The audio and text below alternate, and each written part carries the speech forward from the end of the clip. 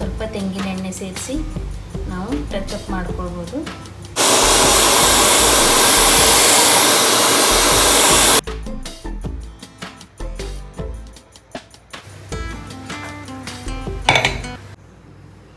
Hi ಎಲ್ಲರಿಗೂ, welcome back to PL diaries ಚಾನಲ್ಗೆ ಅಂತ ಹೇಳ್ತಾ ನಾನೀಗ ವಿಡಿಯೋ ಸ್ಟಾರ್ಟ್ ಮಾಡಿದ್ದೀನಿ. ಏನಂದರೆ ವೈಟ್ ಹೇರ್ ಆಗಿದೆ, ಹಾಗಾಗಿ ನಾನು ಹೇರ್ ಡೈಯನ್ನು ಹಾಕ್ಕೊಳ್ತಾ ಇದ್ದೀನಿ. ಯಾವ ಹೇರ್ ಡೈ ಅಂದರೆ ಹೊರಗಿಂದ ತಂದು ಹಾಕೋದಲ್ಲ, ಮನೆಯಲ್ಲೇ ತಯಾರಿಸ್ಕೊಂಡು ಹೇರ್ ಡೈಯನ್ನು ಹಾಕ್ಕೊಳ್ಬೋದು. ಅದು ಯಾವ ರೀತಿ ಮಾಡಿದ್ದೀನಿ ಅಂತ ನೋಡ್ಕೊಂಬರೋಣ.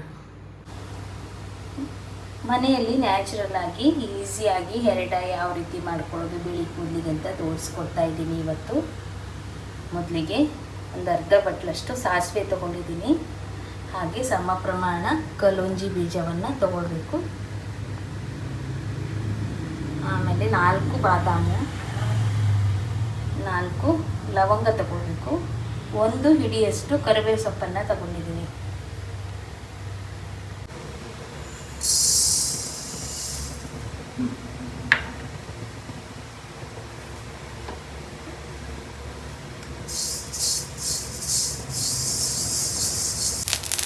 ಈಗ ಸಾಸಿವೆ ಚೆನ್ನಾಗಿ ಚಟಪಟ ಅಂದಿದೆ. ಆವಾಗ ನಾನು ಇಲ್ಲಿ ಕಲೋಂಜಿ ಮತ್ತು ಬಾದಾಮ್, ಲವಂಗ, ಕರಿಬೇವು ಸೊಪ್ಪು ತಗೊಂಡಿದ್ನಲ್ಲ ಅದನ್ನು ಹಾಕ್ಕೊಳ್ತಾ ಇದ್ದೀನಿ.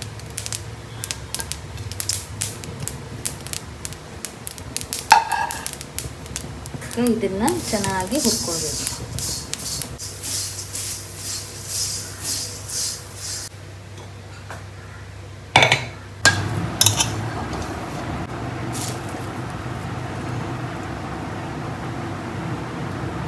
ಈ ರೀತಿ ಮಾಡಿಟ್ಕೊಂಡ್ರೆ ನಿಮಗೆ ರೂಟ್ ಟಚಪ್ಪಿಗೂ ಒಳ್ಳೆಯದಾಗತ್ತೆ.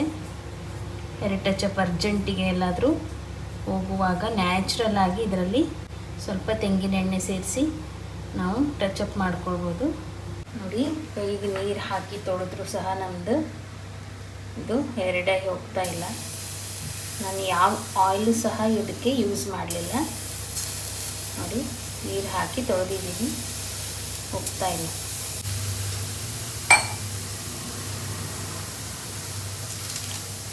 ಕಾಫಿ ಪೌಡರನ್ನು 2 ಪ್ಯಾಕೆಟನ್ನು ತೊಗೊಂಡಿದ್ದೀನಿ.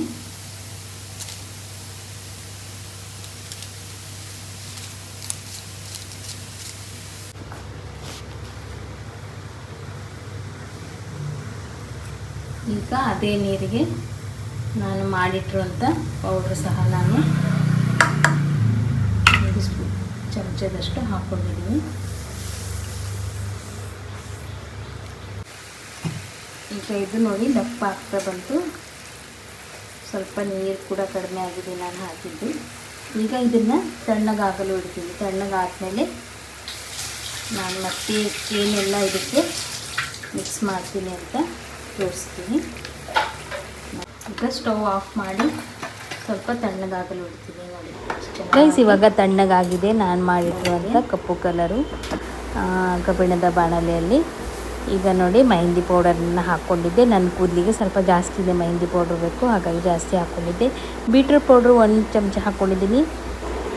ಬೀಟ್ರೂಟ್ ಪೌಡ್ರ್ ಇಲ್ಲ ಅಂದರೆ ಹಸಿ ಬೀಟ್ರೂಟನ್ನು ತುರಿದು ರಸವನ್ನು ಕೂಡ ಹಾಕ್ಕೊಳ್ಬೋದು.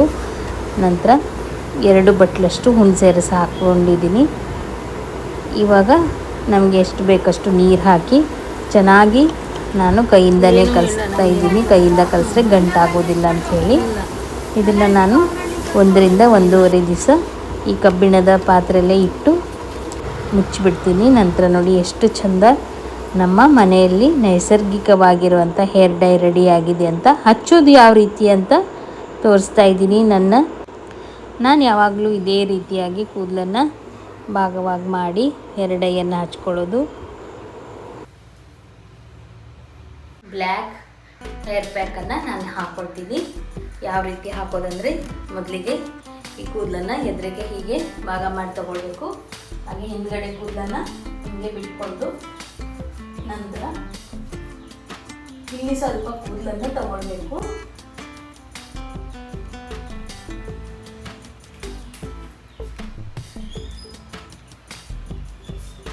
ನೋಡಿ, ಹೀಗೆ ನಾನು ಕೈಯಿಂದಲೇ ಹಚ್ಚಿ ತೋರಿಸ್ತಾ ಇದ್ದೀನಿ.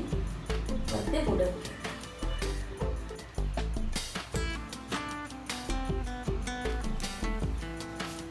ತುಂಬ ನೀಟಾಗಿ ಅಪ್ಲೈ ಮಾಡ್ಕೊಳ್ಬೇಕು. ನನಗೆ ಇಲ್ಲೇ ಜಾಸ್ತಿ ವೈಟ್ ಹೇರ್ ಆಗಿರೋದು, ಹಾಗಾಗಿ ನಾನು ಇಲ್ಲೇ ತೋರಿಸ್ತೇನೆ. ಇದನ್ನ ಹೀಗೆ ಒಂದು ನಾಟ್ ಹಾಕೊಳ್ಬೇಕು.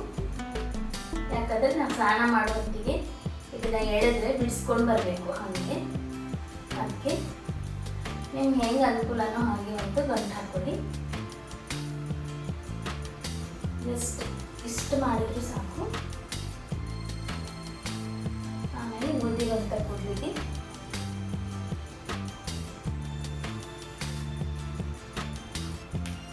ಈಗ ಇದನ್ನ ಇದಕ್ಕೆ ಸುತ್ಕೊಳ್ಬೇಕು.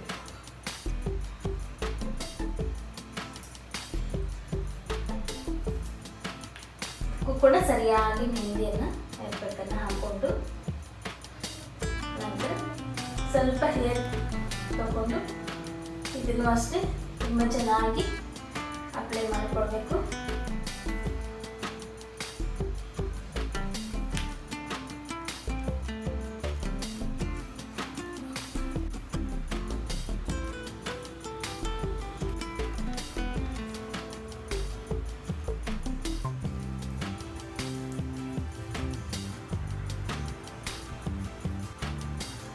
ಓಕೆ, ನೋಡಿದ್ರಲ್ಲ. ಈಗ ನಾವು ವಾಶ್ ಮಾಡುವಾಗ ಹೀಗೆ ಹೀಗೆ ಬಿಡಿಸಿಬಿಟ್ರೆ ಆಯಿತು. ಆಮೇಲೆ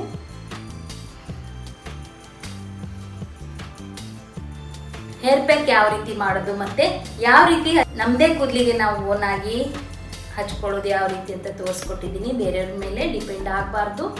ಹಾಗೆ ಬೇರೆಯವ್ರಿಗೆ ಬೇರೆ ಕೆಲಸಗಳಿರುತ್ತೆ, ನಮ್ಮ ಕೂದಲನ್ನು ನಾವೇ ಆರೈಕೆ ಮಾಡ್ಕೊಳ್ಬೇಕು ಅಂತ ಹೇಳ್ತಾ ನಾನು ಈ ರೀತಿ ಮಾಡಿ ತೋರಿಸಿದ್ದೀನಿ. ಫ್ರೆಂಡಿಗೂ ಕೂಡ ನಾನು ಚೆನ್ನಾಗಿ ಅಪ್ಲೈ ಮಾಡ್ಕೊಂಡಿದ್ದೀನಿ. ನೀವು ಕೂಡ ಅದನ್ನು ಫಾಲೋ ಮಾಡ್ತೀರಾ ಅಂದ್ಕೊಂಡಿದ್ದೀನಿ. ಈ ವಿಡಿಯೋ ನಿಮ್ಗೆ ಇಷ್ಟ ಆದರೆ ಲೈಕ್ ಮಾಡಿ, ಶೇರ್ ಮಾಡಿ, ಸಬ್ಸ್ಕ್ರೈಬ್ ಮಾಡೋದನ್ನು ಮರಿಬೇಡಿ.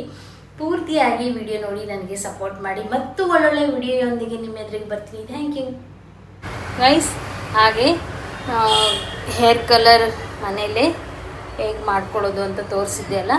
ಈಗ ನಾನು ತಲೆ ಸ್ನಾನ ಮಾಡಿಬಿಟ್ಟು ಪಟ್ ಅಂತ ಪಾರ್ಲರಿಗೆ ಬಂದೆ. ಈಗ ಹೇರ್ ಡ್ರೈ ಮಾಡಿ ತೋರಿಸ್ತೀನಿ ಯಾವ ರೀತಿ ರಿಸಲ್ಟ್ ಬಂದಿದೆ ಅಂತ.